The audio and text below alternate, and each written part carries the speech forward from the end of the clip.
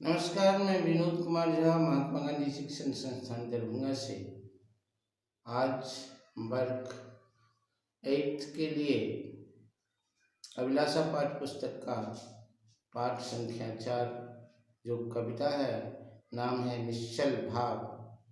इस निश्चल भाव के लेखक हैं कवित्री हैं दीप्ति गुप्ता।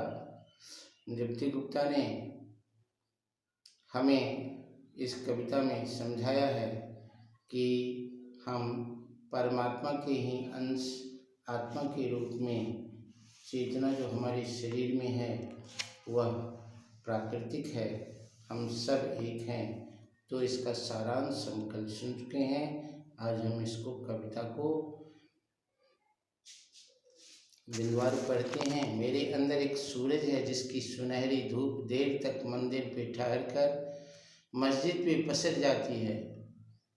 शाम ढले गुरुद्वारे की दीवारों को छूती है, गिरजाघरों की चोटी को चूमकर छूमंतर हो जाती है। कवित्री कहती है कि मेरे अंदर एक प्रकाश है, सूर्य है।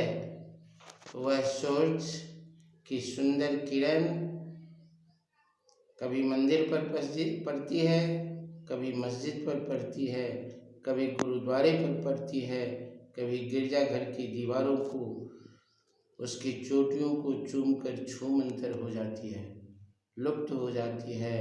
अर्थात सुबह से शाम तक हमारे अंतरात्मा की प्रकाश विभिन्न समुदायों के धर्म स्थल पर पड़ते हैं। यह कभी हमें बांटता नहीं, यह सब पर पड़ता है। मेरे अंदर एक चांद है जिसकी रूप भली चांदनी में मस्जिद, मंदिर, गिरजाघर और गुरुद्वारे धरती पर एक हो जाते हैं, बड़े प्यार से गले लग जाते हैं। उनकी सद्भावनापूर्ण परछाइयाँ देती है प्रेम की दुहाइयाँ।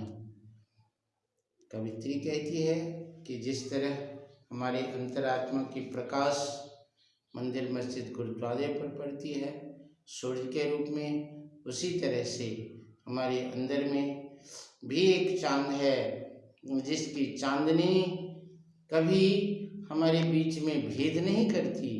वह हमें सब एक है का पाठ पढ़ाती है। वह भी सब जगह पर जाती है, धरती पर एक हो जाती है। वह आकर के हमें सबको एक बनाने की कोशिश करती है, हमें सद्भावना का पाठ पढ़ाने के लिए वह जागृत होती है और प्रेम की दुहाइयाँ देती है, प्रेम सिखाती है हमें। मेरे अंदर एक बादल है जो गंगा से जल लेता है, गिरजा पर बरसता है जमकर, गुरुद्वारे को नहला देता है, काबा पे पहुँचता है, वो फिर मस्जिद को तर करता है, तेरे मेरे दुर्भाव को कहीं दूर भगा देता है। कहते जिस तरह सूरज, चांद, उसी तरह से हमारे अंदर बादल भी है जो एक ही जगह से एक गंगा के जल को वाष्पित करके ऊपर ले जाता है, संघनित होकर के बूंद का रूप धारण करता है और बूंद बन करके हर एक समुदाय पर गिरता है। उसमें कोई भेद नहीं है, वह कोई बंटवारा नहीं जानता है कि हिंदू के ऊपर में ऐसे बूंद गिरना चाहिए, मुस्लिम के ऊपर में दूसरे प्रकार के, ईसाई के ऊपर में तीसरे प्रकार के और सिख के ऊपर में चौथे प्रकार के। उस बूंद में कोई भेद नहीं है। प्रकृति के जितने भी अवयव हैं सब हमें यह पाठ सिखाते हैं कि हम सब एक हैं। प्रकृति हमें कभी बांटती नहीं, तो फिर हम अपने मन से क्यों इस बंटवारे को अंजाम देते हैं। न सूरज बांटता है, न चांद बांटता है, न बादल अलग करता है। मेरे अंदर एक झोंका है, भिड़ता है, कभी वो आंधी से तूफानों से लड़ता है, गुरुद्वारे और गिरजाघर से लिपट कर वो फिर मंदिर मस्जिद पर अदब से झुककर विवाह पूरा करता है, प्रेम सुमन की खुशबू से महका महका रहता है।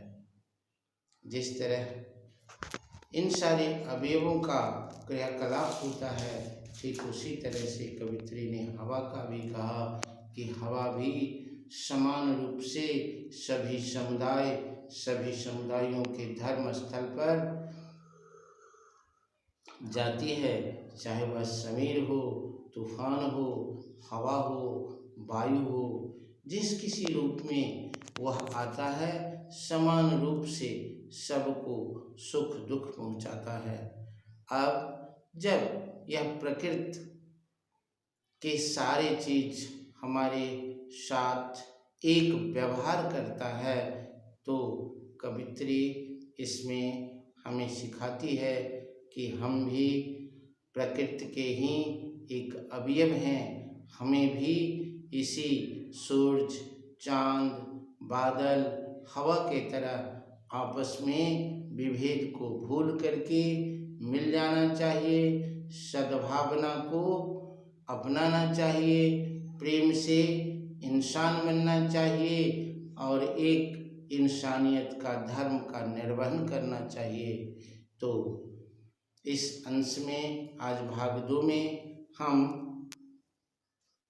इस कविता का इतना अंश पढ़े, भाग 3 में बचे हुए अंश को पढ़ेंगे, सद्भावना के इस पाठ को सीखेंगे। धन्यवाद।